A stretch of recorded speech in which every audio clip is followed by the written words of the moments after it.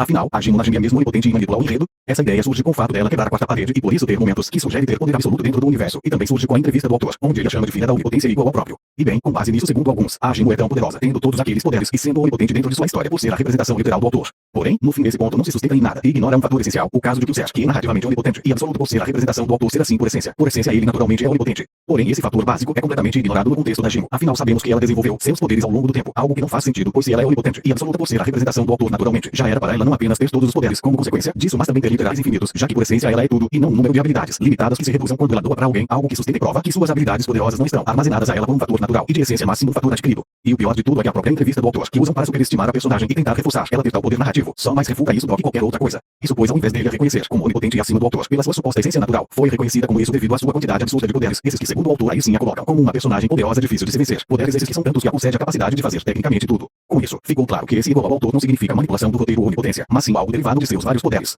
Se ela fosse, de fato, onipotente, não se limitaria a ser tratada como poderosa e invencível apenas pela grande quantidade de habilidades, como manipulação de fogo, manipulação de oxigênio, mas sim devido à fonte disso tudo, que é o seu poder narrativo onipotente que esse sim teria que ser seu poder principal e digno de ser reconhecido. Afinal é o que a torna onipotente, e na lógica era para dar acesso a tais poderes que comparados à suposta literal onipotência da Jimon, seriam fracos e irrelevantes. É o mesmo que, por exemplo, existir um personagem que na teoria tem como essência ser o deus da biologia e que criou e tem total domínio sobre, porém o autor só destacar tal personagem como tão poderoso porque tem acesso às várias habilidades naturais dos felinos. No fim, mesmo se a mentira absurda da Jimon ser a representação literal do autor fosse verdade e fosse por essência tão poderosa por conta disso fosse verdade, só a tornaria onipotente frente a personagens do autor, mas agora contra personagens de outro versus, não tem motivo algum para funcionar em personagens que ela não tem autoridade narrativa alguma. E mesmo se ignorarmos a lógica básica e assumirmos que ela tivesse, ainda não a tornaria nem de longe a personagem mais poderosa da ficção como alguns falam, pois a verdade é que existem diversos personagens fictícios avatares de seus autores, e diversos inclusive cosmologicamente muito superiores a de Medaka Box tal que nunca deu sequer pistas de ter uma cosmologia e estrutura universal acima de um universo convencional. Então no fim, apesar da Jimon ter todo aquele papo de destruir e manipular o mangá, é um grande salto lógico assumir que se trata de uma evidência de poder narrativo literal, ao invés de ser algo que ela faz puramente com seus poderes ou de outras formas externas, como fez usando de pura manipulação, fazendo os Enkishi se tornar inimigo da Medaka. Alguns tentam usar uma cena extra final do anime dela falando ou escrevendo o roteiro para literalizar isso, porém, não apenas é uma fileira existindo apenas no anime, mas também fica claro que existe apenas como metáfora para sua narrativa de ser uma personagem que entende a estrutura da história e sabe que está na mesma, e a partir disso a manipulando socialmente, pois sabendo tudo, da onde vive ela o domina. Ou seja, não é uma cena que evidência que literalmente escreveu e está acima da história sendo onipotente, algo que não faz sentido não só com tudo que eu mostrei, mas também com coisas como ela assumindo diretamente que se limita aos conceitos narrativos do seu verso como protagonismo, ficando genuinamente com medo do Ico, ao invés de já esperar por ser algo que ela escreveu.